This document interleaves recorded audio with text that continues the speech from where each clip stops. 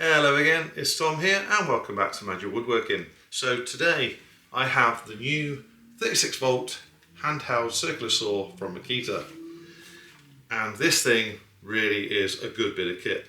So if you'd like to see me put it through its paces and do a full in-depth review, stay right there and let me take you through it.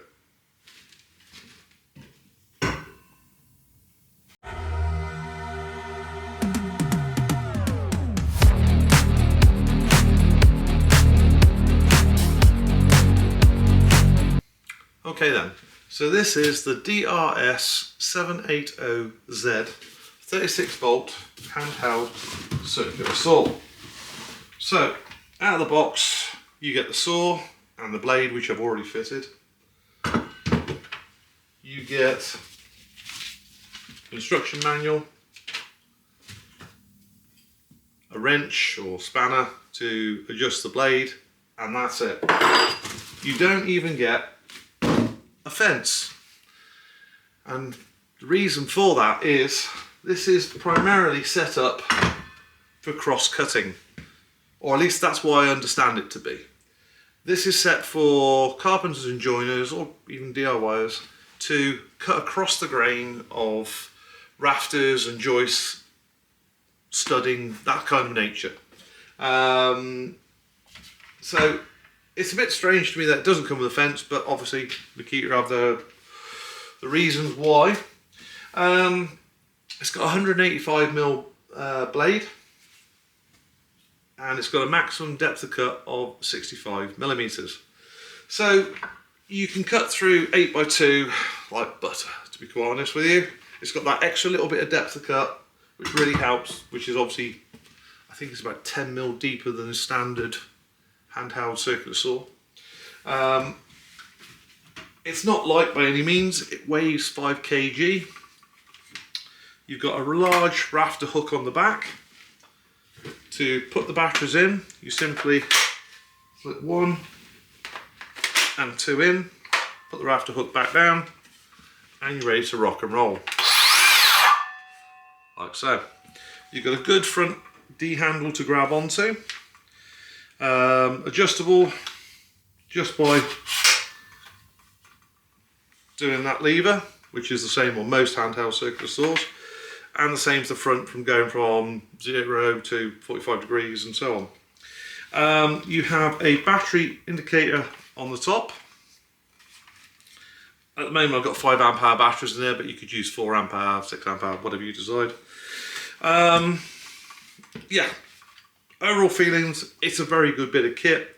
There is no work light, that's another thing I will say. And like always, you got a button there to depress when you're changing the blade, so it locks the blade in position.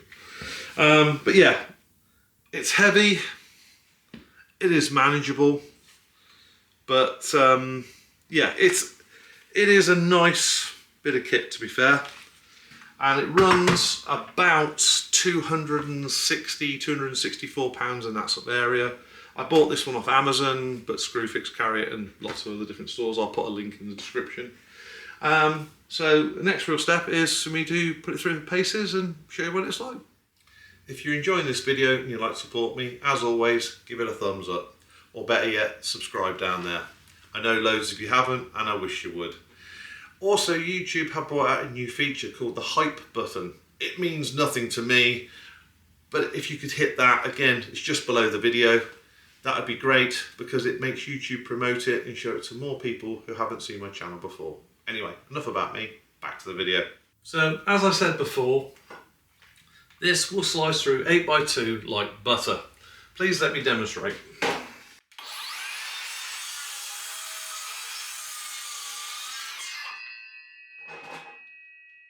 Like that.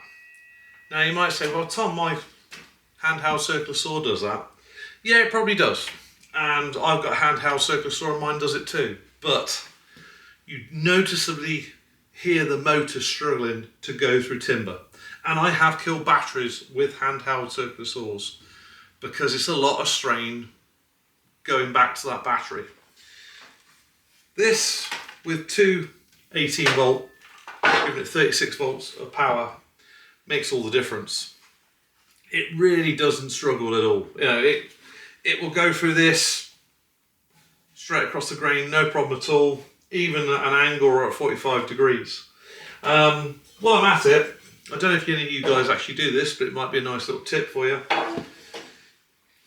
A lot of carvings, I still see them now, even just cut across freehand.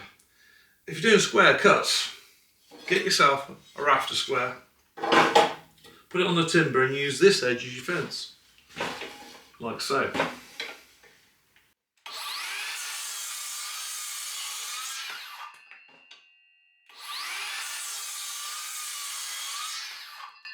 Square cut every time, guaranteed. So much easier than trying to just freehand it. And when it's a long length of the timber, it's a lot easier and have to lug it down to a mitre saw to do specific cuts when you can actually use a rafter square. But with that said, I'm sure there's a lot of carpenters who already know that trick, but I can wholeheartedly recommend this. Should it come with a fence? Probably. And I'm sure if you ask Makita, they may well send you one for a small cost. But for the job it's designed to do, cross-cutting, it really is a good bit of kit. Anyway, with that said, hope you've enjoyed it, and I'll catch you in the next one. Thanks. Bye-bye.